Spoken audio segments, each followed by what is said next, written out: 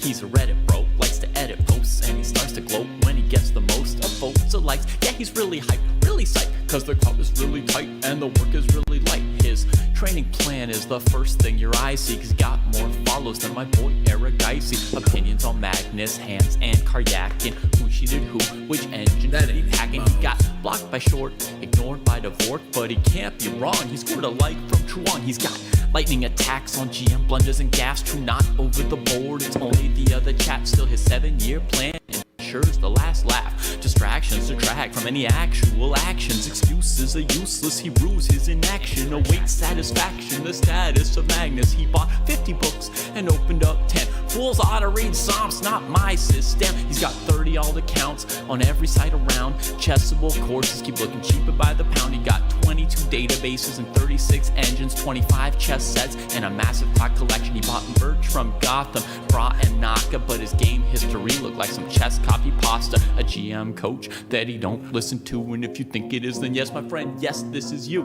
But that all changed one bright sunny day when a friend said, hey, don't you know, welcome to the dojo, it's good to grow. Welcome to the dojo, I gave up on the easy. Sweatwork's what we need, G. Sweatwork's what I believe, ratings what I'll receive. Don't you know, welcome to the dojo, it's good to grow. Welcome to the dojo, I stepped away from easy. Sweatwork's what we need, G. If sweatwork's what I believe, ratings what I'll receive. So Joe got into the business, stopped the app sickness, daily practices rhythm, he even upped his fitness. He found sparring cathartic, postmortems charming. With the plus equal minus, he was armed for elo farming. With notepad and pen, he built up calluses, escape rating paralysis with lengthy game analysis. With sensei direction, he sold his collection. Read one classic and that was fantastic. Now he locked to the spot where they checking off boxes. Young prodigies and some wily old foxes. 3.5 points per box, that's shocking progress. Goal nearing, cohort cheering, Joe doesn't hear it. He's monotasking, no relaxing, concentration maxing. One book, one board, one set, one thought. Work will work, will work, work, never stop. One book, one board, one set, one thought. Work will work, will work, work, never stop. Now occasionally, he peeps the world of the tweet and laughs when he sees the player that he used to be. Blank face staring, complex plans comparing while he's dojo training. Hours a day playing out positions, transpositions, and growing his board vision. Transition from poser to player, focus without a care. He leaves them complaining in his dust, staying with their week-old ratings. Blast past his week-old rating, each week's a new occasion. He never takes vacation, the work is entertaining, the growth he's maintaining. And now Joe is explaining, hey, don't you know, welcome to the dojo, it's good to grow. Welcome to the dojo, I gave up on the easy. Sweatwork's what we need, G. If sweatwork's what I believe, ratings what I'll receive. Don't you know, welcome to the dojo, it's good to grow. Welcome to the dojo, I gave up on the easy. Sweatwork's what we need, G. If sweatwork's what I believe, ratings what I'll receive. Welcome to the dojo. Hi, Yellow. Well, I left yesterday's stream because I had to go do the amazing podcast with International Master Gauri Shankar. And so I didn't finish the final player here, Michael Polak. And also, I noticed that we have 2 games that were submitted for the Sensei Game Review, which I sometimes overlook. I saw it, however. So, I want to do those 3 things. Maybe something else, but I want to at least do those 3 things today. Okay, so we're going to look at Michael Polak. We're going to see if he's managing 18 hours a week. That's a lot, dude. I do 15, and I know I don't always hit it. And actually, I need to also write down what I did today. That'll be another thing that I do. Okay, so I'm going to look at his game against Peter Hiraik. All right, here's Michael Polak. And let's just see, actually. We'll pop this out. And we'll just see if he's managing 20. I'm just going to read it out because I don't think you can see it at the very end there. He missed it last week, but he had 13 hours, 24 hours, 20 hours, 21, 19, 18, 19, 10. Oh, so he switched it because there it has less. So it's recently, since October, that he's really pumped up the volume. He started kind of sporadically, as you can see, and then he really pumped it up.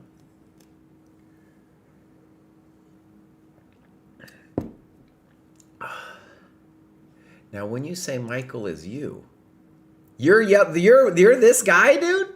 You're yellow? Oh, that's really cool, man. That's really great. Okay, cool. Yellow, me and you have been talking this whole time, and I didn't know. Really cool that you've made this progress. Yeah, and 44 points FIDE, dude. That is hard. You know, we see on this graduation show a lot of players going from 600 to 800, and that's a 200-point gain. And, you know, definitely an achievement. But 40, well, the higher you get, the harder it becomes. Okay. So, yeah, if you have any questions there in the chat, just let me know. One thing maybe you could clarify. I remember this from yesterday, where you said, enjoy appearance positions with the material imbalances. But then also maybe earlier you said something that you didn't like chaotic positions, which I was like, come on. But I like pawns aren't people. That's definitely true. All right, let's take a look at your games here. And I'm going to try to remember the name of the guy. Oh, gosh, I'm not going to remember. You could let me know. I'm going to guess it was this one. Shoot, maybe I'll go back a second here. Peter Heyreich.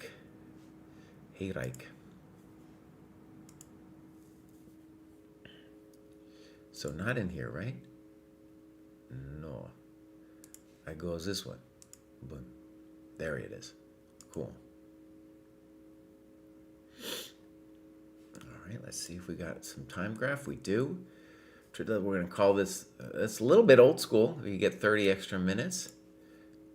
And looks like this is a typical kind of graph if people have kind of theory-ish to move 14, and then it goes down. It looks good.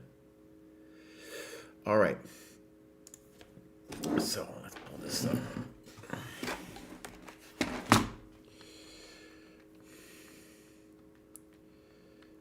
All right. Good. I'm glad you like this position. Some people don't like this position. I think it's amazing. Okay, so good notes. Rook d1 is definitely a strange move.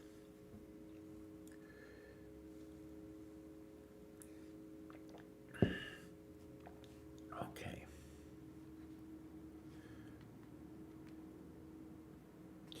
So I assume black can do a variety of different things here. Now, I'm sure you're following, or I'm not sure, but I assume you're following some ideas with Rook d1. To me, I'll just put it like, I'm not an expert here or anything, but it's odd because your engine of growth is the kingside expansion, and ultimately your pieces, it doesn't really want to do anything on d1. Okay, I think black could do a variety of things. Let's see how this goes. h5.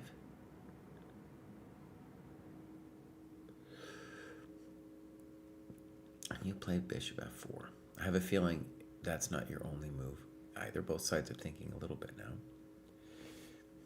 Based on Sam Shanklin, okay.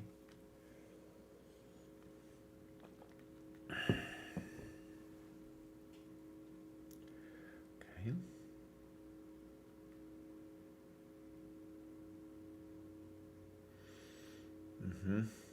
Now, one thing I have no idea exactly what's going on, but one thing it feels like to me is that you're trying to mimic something in a course.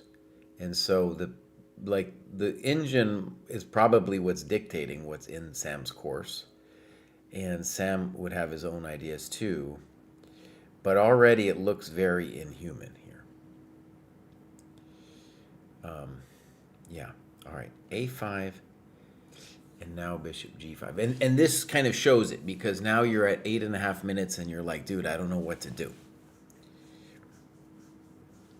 So,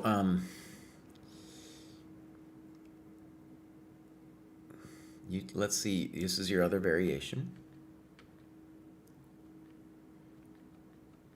Okay. Yeah.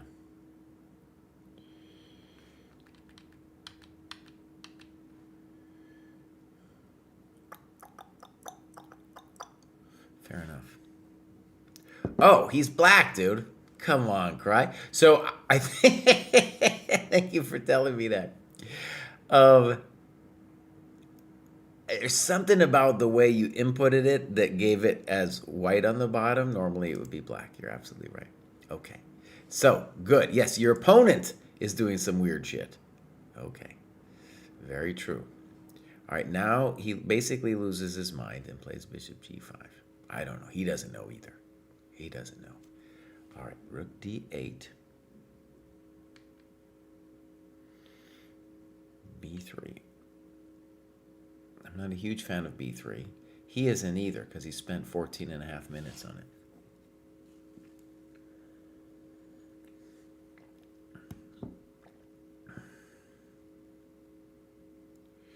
Yeah, I think these positions are great for black. If white starts,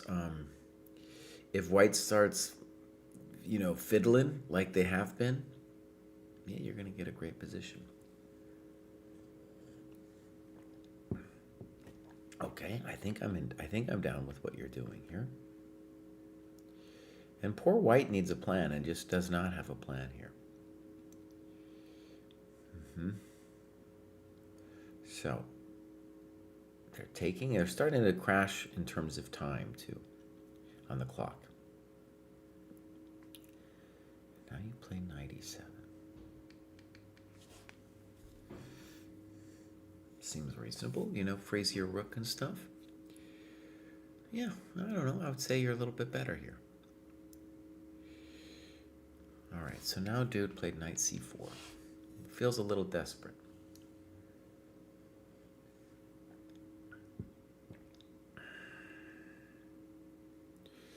Right, and you have a choice.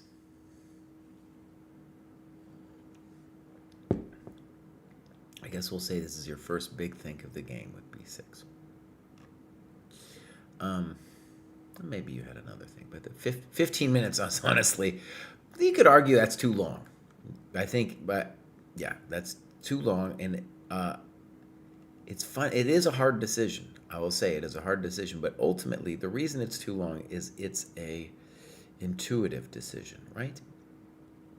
Because yeah, it's an intuitive decision. Now, I think you're better in both of those variations. What I like about your move, though, is white isn't doing anything. And especially psychologically, he might have some ideas of what to do, but especially as a Berlin player, you don't want to give up your good bishop. The knight isn't, I don't know what he's doing. I have no idea what the guy's doing.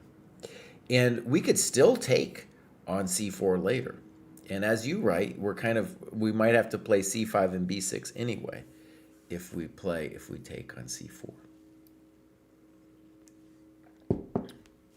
Okay, I'm for it. I guess the critique, though, is you thought too long on it. So a good rule of thumb is if it's an intuitive decision, i.e. something where you're not doing incredible calculation, then you should be under 10 minutes, for sure. You should, in general, always be under 10 minutes. But if especially on intuitive decisions, you shouldn't be thinking forever. Okay. King e8, you don't say anything about, but you could go to c8, right?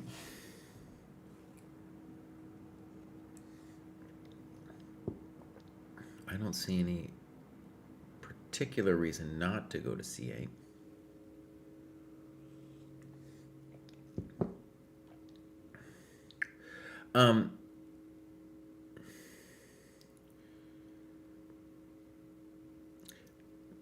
Okay, I'll just say the reason king c8 appeals to me more over e8, unless I'm missing something, is that we ultimately want to start an engine on the queen side, and so our king would like to be on that queen side when the proverbial shit hits the fan, right? We would like to create a weakness for him over there and go after it.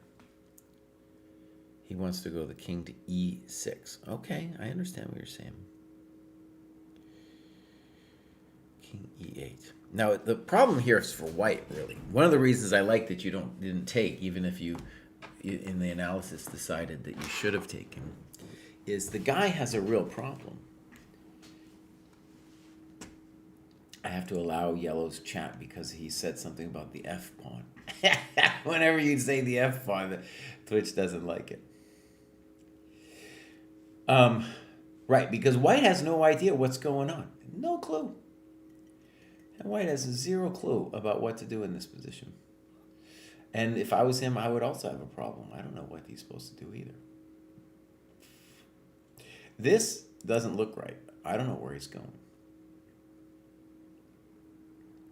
And here you do another tank.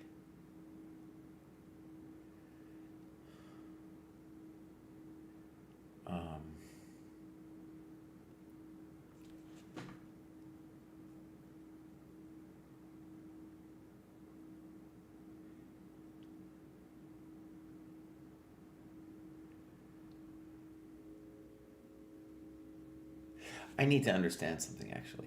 So in this position, what was wrong with dude playing rook d4?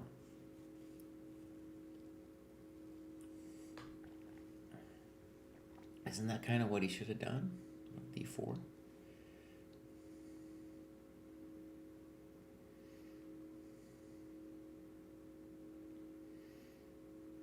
At least his pieces kind of sort of know where they go now.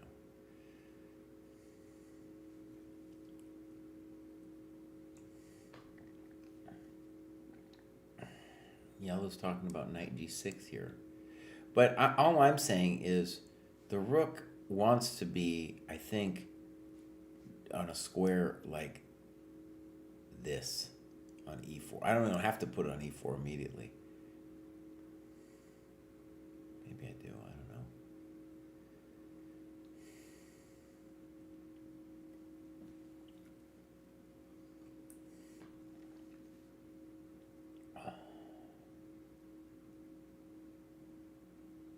For example, king e2.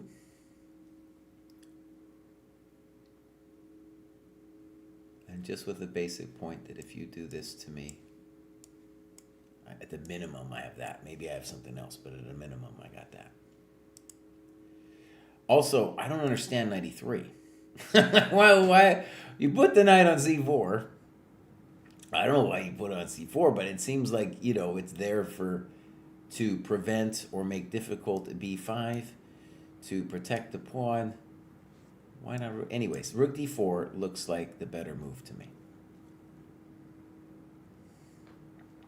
He's talking about knight g6, king e2, bishop d5. Okay, that's a thought.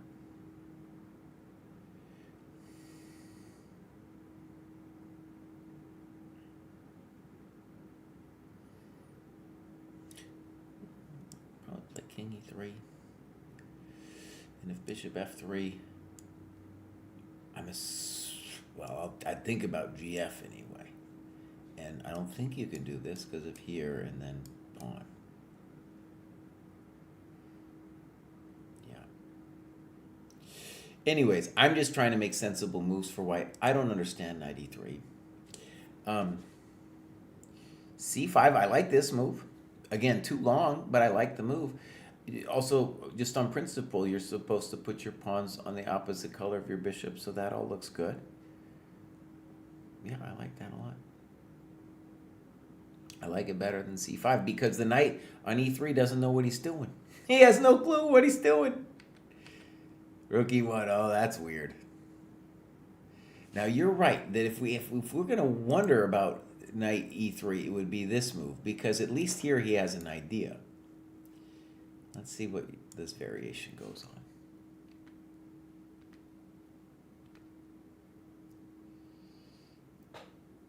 Right. That's a nice variation. There you go. This proves your point about your intentions about putting the king on e8 as well. Okay. Now, I'm just saying, though, this at least makes sense. I don't understand really rook e1. All right, so you're going to do your thing. And now he puts his knight on an awkward square. And, right, once you achieve c4, you're doing great.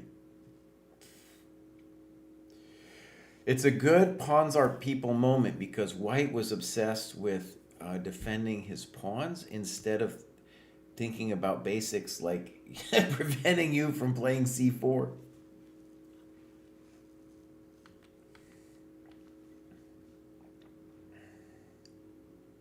right.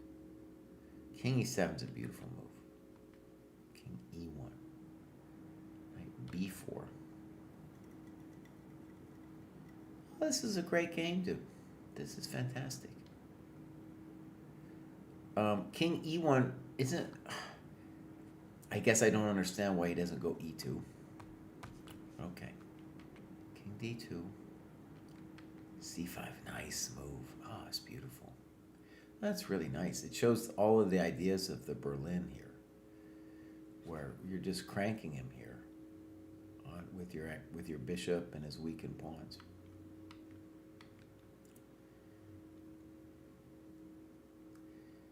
And now we're slowly drifting in time pressure. Your opponent's much worse in terms of time.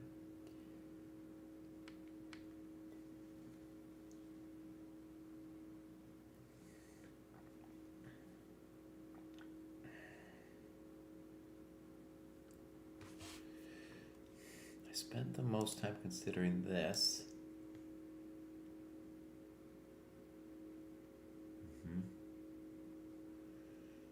Yeah, you're spending a lot of time. I'm a little confused here, so let me just read out what's happening. 93. Oh, that's a nice variation. Now, presumably that's what you missed. But let me just think about this.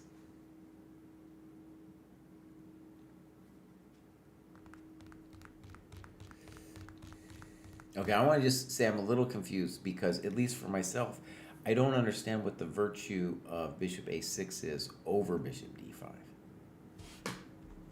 Right? Like, I get that there's the whole knight e3, bishop f3 trick, but, like, what are we doing? And then you talk about bishop e6.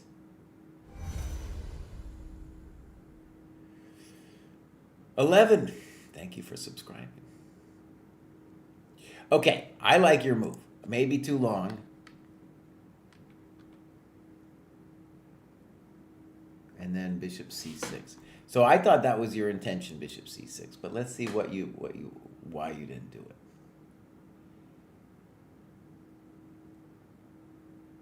Yeah, playing knight e5.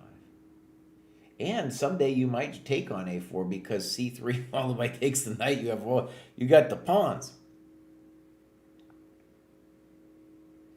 Anyways, I thought bishop d5 was fine because it looked like whether we're taking the pawn or not, the bishop belongs here. And you're absolutely right, this bad boy wants a roll. Okay.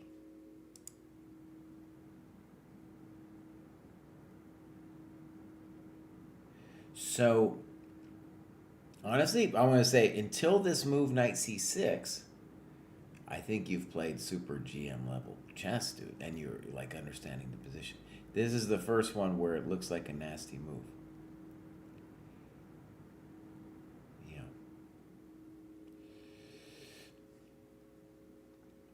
All right, because it looks. Because I actually, yeah. What are we doing? Are we trying to win the pawn on e5? What are we doing? 93.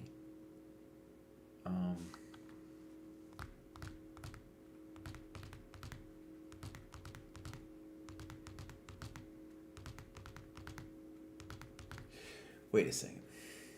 So again, I don't understand his move. What if he plays c4?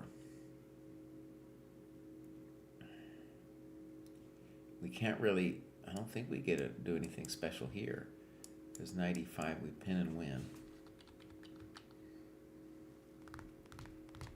I guess you could still play bishop e6, but we're not really cracking his skull here, right? Whereas a knight e3, now at least you get something.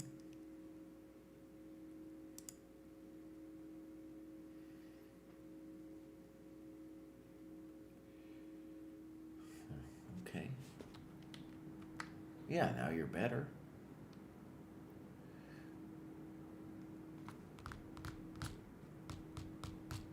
Okay, so maybe he missed this move.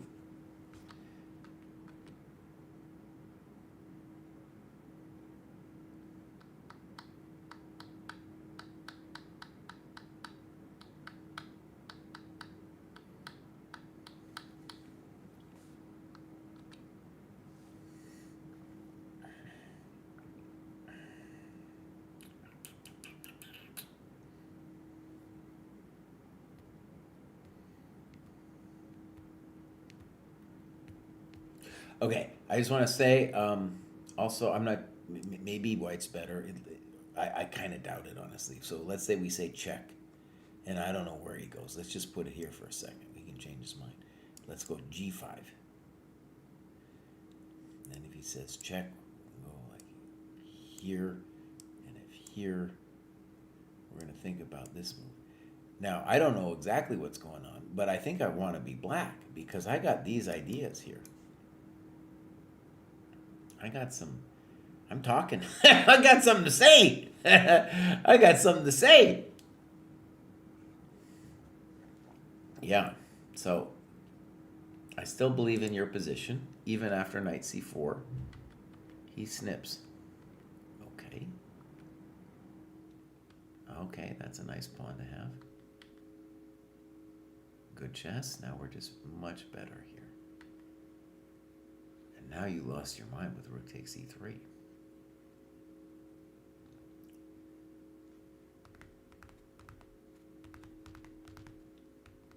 F5 would be a hell of a drug. Okay, wait. I have to admit, this is a lot to take in. So hold on. We have to first go down the road.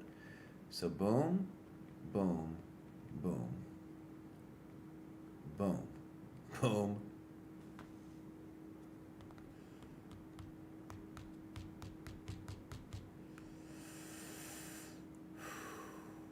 And just intuitively, we shouldn't believe that we're winning this thing. I mean, it's very hard to calculate, right? But I don't think we should believe we're winning this. And that's what we're looking at when we play rook takes e3.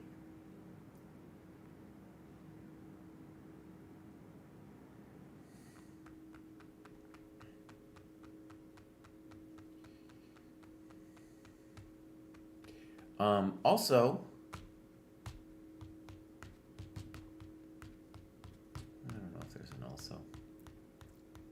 Yeah. Also, if you wanted to, if you wanted to just keep the advantage, your f5 move is cool, by the way.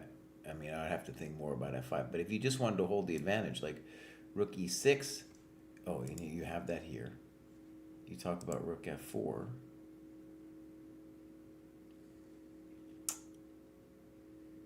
And maybe.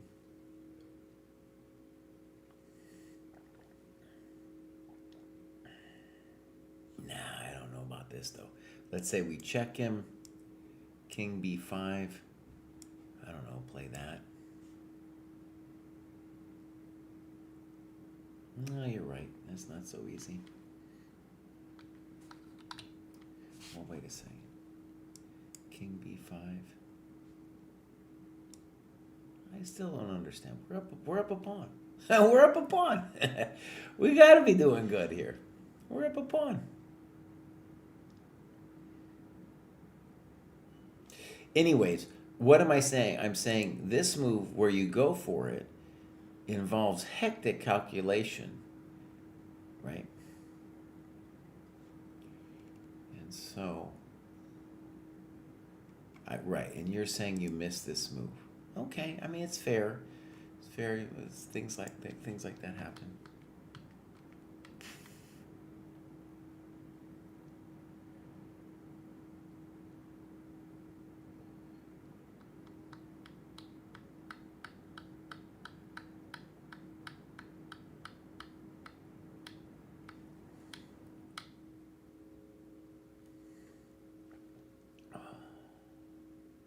All right, just one final idea here. Could you do here? I think that forces e4. Let's just tempo it out here. Oh no, he's gonna nail us with a check. That's no fun. There's a5. Yeah, it's no fun. That's unfair, isn't it? Yeah. Okay. So, king d6, king here. So g5 would transpose, and then he blunders it fully. Bang! Welcome to the dojo. Welcome to the dojo. Very nice. Okay, so we should say, oh, look at that, dude. It was his last move of time pressure, right? He has GF5 on move 40. But still, he's got 3 minutes left. He screwed that one up, man.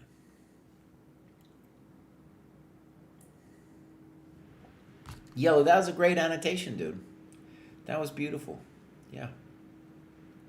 I really felt like you played good, intuitive chess. And one thing maybe to see is, okay, from a positional standpoint, knight c6 was wrong. But maybe the most critical thing is if you had had more time at the end, right? Let's just imagine you had 10 more minutes, right? Then if you have 10 more minutes here, you still have, you have a good chunk of time. But if you had 10 more minutes here from not making, the thinking long on the earlier decisions, then, dude, you're probably not going to make this mistake, right? Yeah. Okay, that was beautiful. I'm going to mark this as reviewed. And now, and I should have done the game review format. I'm sorry about that. Now we're going to have, there's some games I need to look at. This is the Sensei Game Review queue.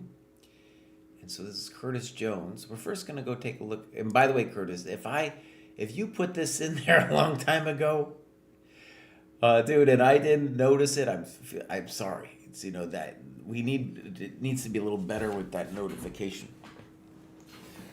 Okay. So Curtis is logging his work sporadically. It would help me to see more of that. Go over here, but bam. Oh, this one's weird though, Curtis. What's going on here? Huh. I feel like something's going on here.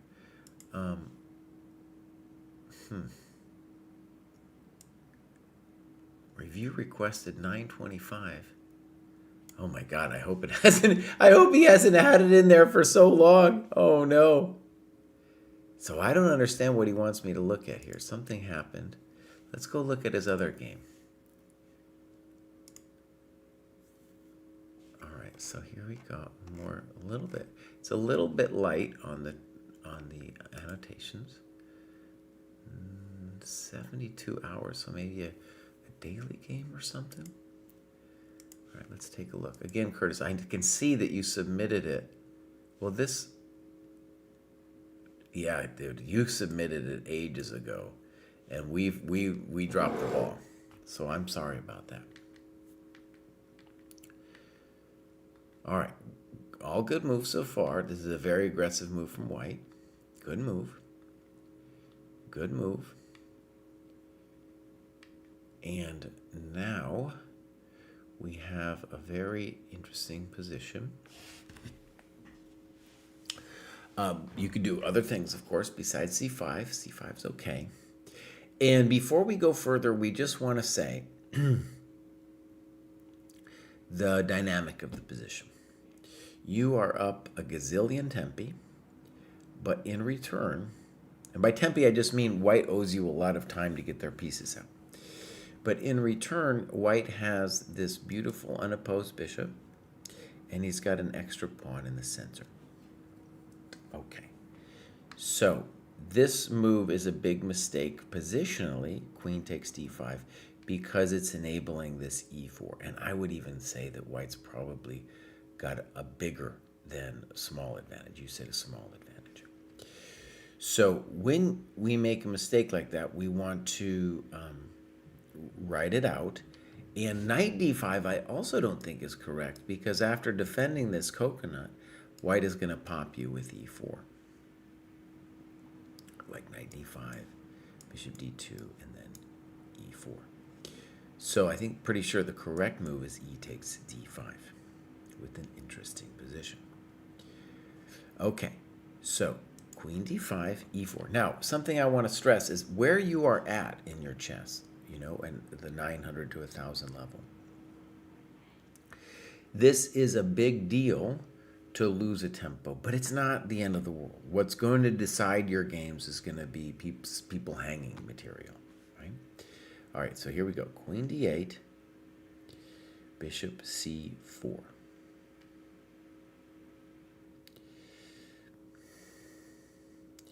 I think I would have been interested in bishop e3 and then putting the bishop on d3 because on c4 she's going to be a victim later. All right, you played a6. I think you do a variety of things. Queen c7 comes to mind. Okay. Okay, and this move I don't like that much because what happens when you push now is it's going to redirect the bishop to look at your king, and it's going to take away all of the tension in the center. And I want that tension because I don't want to give white a free hand in the center, which is what happens now after c4. Now white doesn't have to worry about it anymore. Now you waste a tempo, and what I want you to see is you are stopping bishop g5, but this knight is pretty terrible now. See, it's dominated by this pawn. This pawn's controlling these squares. That's where the knight wants to go. Also, it has this square. It's a good example of how central control can kill a minor piece. So I don't have any great advice for you, but I would rather move the knight than try to spend a tempo stabilizing where it currently stands. Well, Sweet Blues, bishop c3 wasn't a bad move when he did it. It was wrong to follow it up, though, the way he did. All right, castles. e5. Now, look, this is, we're going to call this a mistake. It's not I think it's a very instructive mistake, honestly. So white is thinking, and they're still going to have the advantage after this, that they want to open the bishop, and that's cool. That they want to start an attack, and that's cool. But this knight was dead. And now it's going to get a square. Thank you very much. Bishop d2. Knight c6. Good move. Knight g3. And now bishop b7. Now, I was thinking about this half a second ago. Bishop b7 is a natural-looking move, but your knights are in the way. My intuition for you here would be to play f5 and give white the choice. If he takes, we'll activate our stuff, maybe queen takes. And notice there we might want our bishop on c8. And if he doesn't take, then we'll say, well, then the bishop is dead, the knight is dead, and maybe then we'll put the bishop to b7. Queen c1. This doesn't look right. he wants to chump you out over there on h6. Now you play queen h4. I still like f5. Notice that if he takes twice on h6 after f5,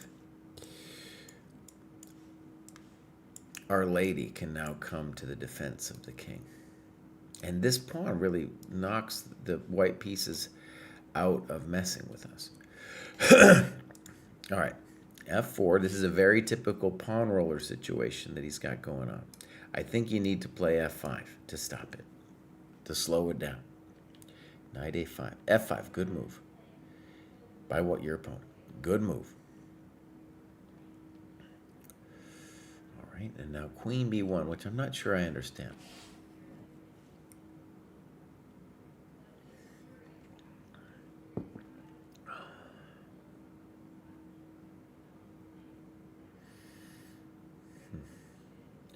Um, an ex- as an example, I think rook f3 looks scary to me.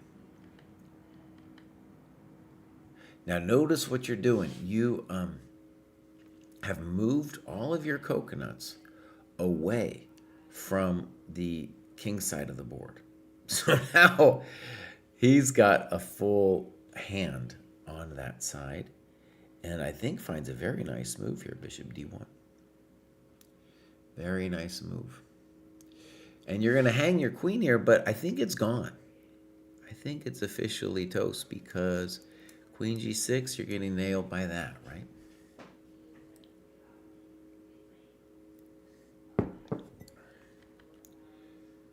And now we're toast.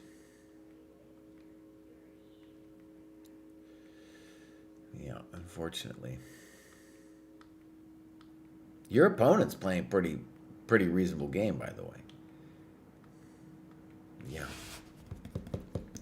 Okay, so what I want you to see is this. It wasn't queen h3 that destroyed the game for you. Yes, it's sad that you lost your queen, but I don't have any way out for her. She is currently trapped. A couple things I want you to see about what happened strategically. And the first thing I want to say before I talk about the strategy is your games will be decided more on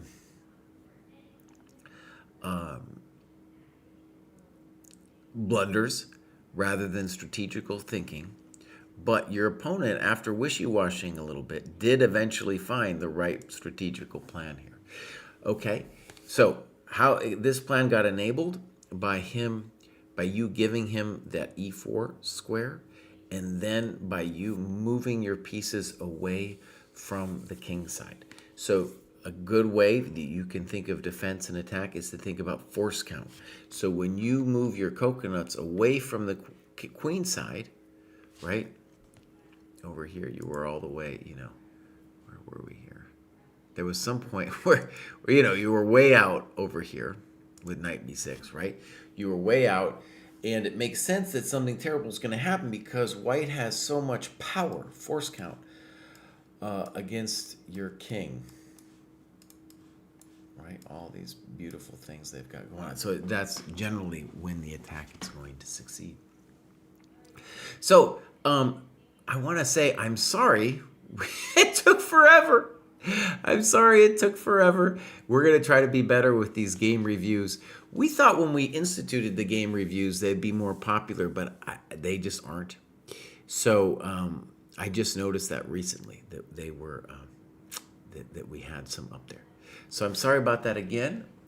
And go back. Uh-oh, what happened here? Oh, now it's not showing me it anymore. Okay, so I'm gonna run. That's been fun. Yellow, nice to finally meet you personally. And I'll see you around. I think you're doing great. Okay, I'm gonna end it. Who am I? I gotta raid somebody though. Take care, Pooh Bear.